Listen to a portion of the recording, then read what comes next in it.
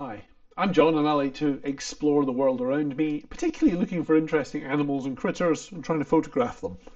Um, and I also like to make things, and I combine these things together to build things to help me explore the world. One of the things I did recently was set up a trail camera to see what wildlife was in a particular area, but I only have one trail camera, and trail cameras cost from sort of £30 upwards or £35 upwards. For those of you who think in dollars, just think dollars or euros. It's going to be the same ballpark. Um, and so I thought, can I make myself a trail camera? Now, the trail camera I have takes 8 batteries. It works in the dark. It has infrared lights on it. It has a little screen so you can view what's being recorded. It also records video. I actually just want something a little bit simpler. I'm happy with it working in daylight, and I'm happy with it just taking a plain photograph. So when something goes past, take a photograph. Um, the trail camera I have, you actually have to go and take the card out or plug it in to get the data off it. What I am going to do is I'm going to add a basic little Wi-Fi interface for setup. Um, and to do that, I'm going to use a board called an ESP32. Now, you don't really want to look at my ugly face while we're recording this, so at this point I'm going to cut away to my other camera. This is an ESP32 cam board. So it comes like this. You actually just attach the little camera that comes with it, and they cost anywhere between about £8 and £12. And it has a little CPU here that you can put a program onto. So it doesn't have an operating system in the traditional sense. You write one program and it runs just that program, and it doesn't, unless you do something fancy, have a screen. But it can connect to the world through these pins and obviously read from the camera, and it's got this little handy SD card slot so it can save things onto the SD card.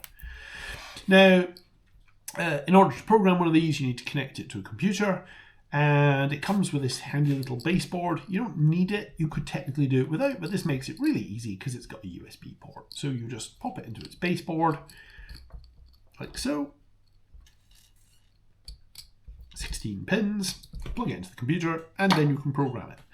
Programming is done with a piece of software called Arduino. There are other ways of doing it, but basically you write C++ code in Arduino and then you click put it onto the board, it uploads it, and then the board is running your program. Now, I've been doing this for about 15 years. I've written this kind of software before, but this time I thought I'll make it easy on myself, so I just asked a chat AI, Gemini in my case, happy to say that, just the standard Gemini chat. I want software to do this. And what I said to it was, I'm programming an ESP32 cam board. I'm going to build a trail camera, and so it needs to do two things. One thing is it needs to trigger from a passive infrared sensor.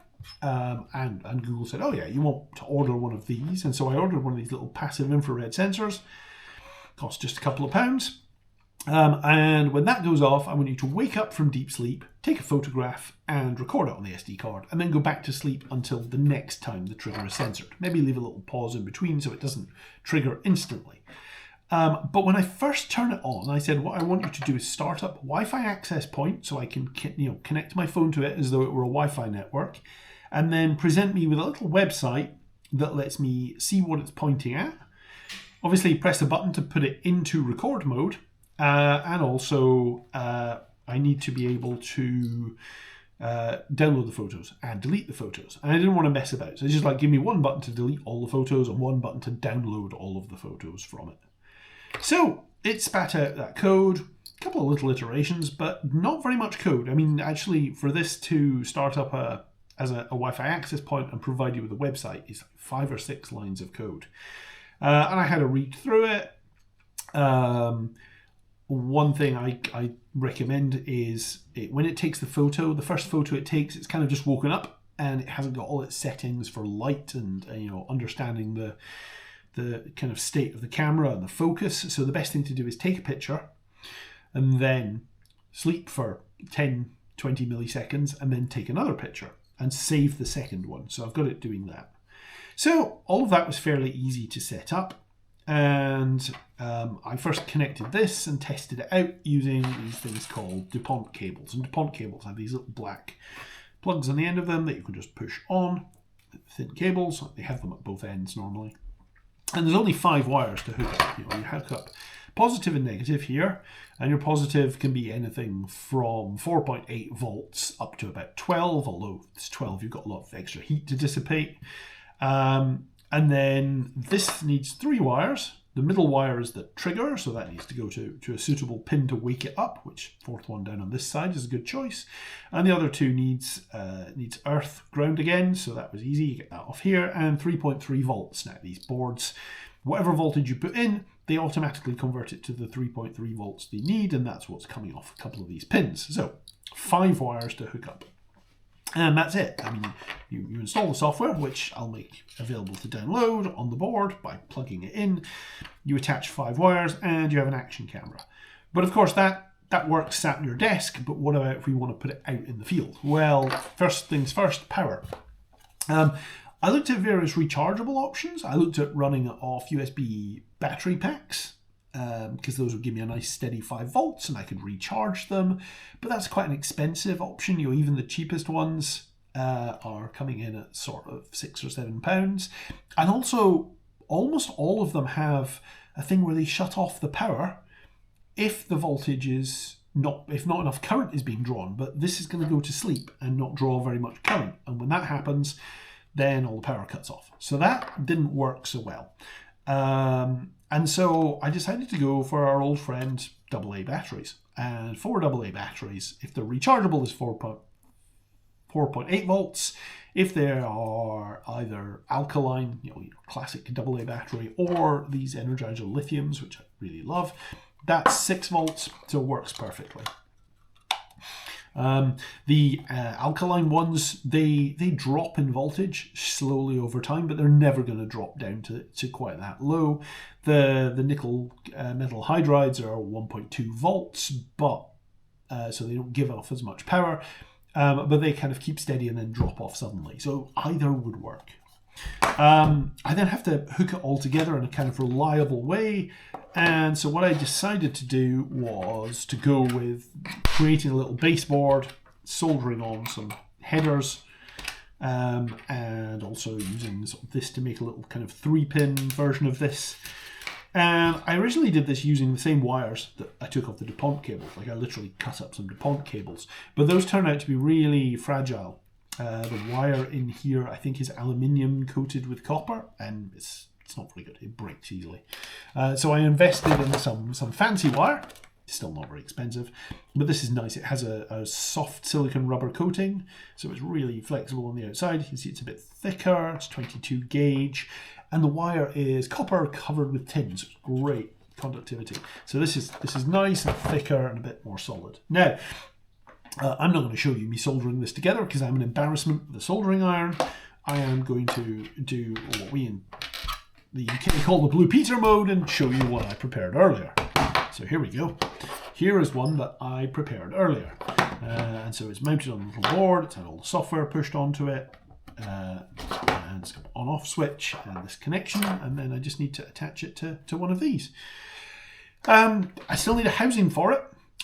So I fired up Tinkercad, which is my favourite easy-to-use Fisher-Price level design software. I designed myself a case and then I printed it on my 3D printer. And so it's got 2 parts. This one goes onto the tree or whatever. It's got a little sloping roof to let the rain run off. And then this is the housing for it. So you can see in there, hopefully that kind of pops in there. That can attach on the back. Make sure that goes the right way around. This little board goes into this little hole. All the wires get as tippy tucked out the way as I can do. And then this goes in here. And it's all designed to sort of just push together, although I think I will glue the sensor in place. And then this you've already attached, just holding it up doesn't help. You attached a tree, so you just kind of push that in there. And there we go. We have a drill cam. So next step is to find out if it works. I'm going to do a quick software test in-house. with it all put together, once I glue that sensor in, and then we'll go out and find somewhere outside to attach it. I've had to tweak the software a little bit. It turned out that when it first turned on to take a photograph, it took it, and it still takes it, about a second to work out the correct light level, so I was getting some very dark images. So I've updated the software so it actually takes a few frames, and I've had to drop the screen resolution to make that work quickly. I don't want it taking 3 seconds before it takes a shot, because chances are whatever I'm photographing will have gone away. So let's have a go at this. So I'm going to turn this on, click, and then when we go over and we look at connecting our Wi-Fi, over here, we will hopefully see Trailcam set up. So I'm going to connect, and that should connect to the Wi-Fi on the webcam, or on the trail camera. Don't know why I keep saying webcam. And then if I open up Chrome and get this user, I can go to, I've got the address already, 10.11.12.13. We load that, and here we go. We have a live image from the camera. So let me make that full screen just now. And we can turn on start monitoring, which will start recording things. First thing I'm going to do, though, is just delete all the photographs that are already on it. So it's just deleted everything on the SD card, and then we can test this. So I'm going to move the camera so that it's close to the edge of the table. There we go. And it doesn't update instantly. It only updates every couple of seconds. There we go. And then we'll go and test that. So I'm going to turn on the webcam. That says monitoring started. And I'm going to walk out the door and walk back in. And I'm back. So I'm going to turn it off, turn it on again. So let's turn the camera off, turn the camera on again. And at this point, you'll see that it needs to reconnect. So it's connected to my house. Let's connect back to the Trailcam. And fingers crossed when we go to, oh, notice the URL when it started, it passed the time in, as I said, 10, 11, 12, 13. It does, the first image comes up quite torn like that. Let's go download all photos. And there we go, I can see them rapidly downloading to my, probably not empty downloads directory, but we'll have a look and see what was in there. Okay, so we'll go to downloads.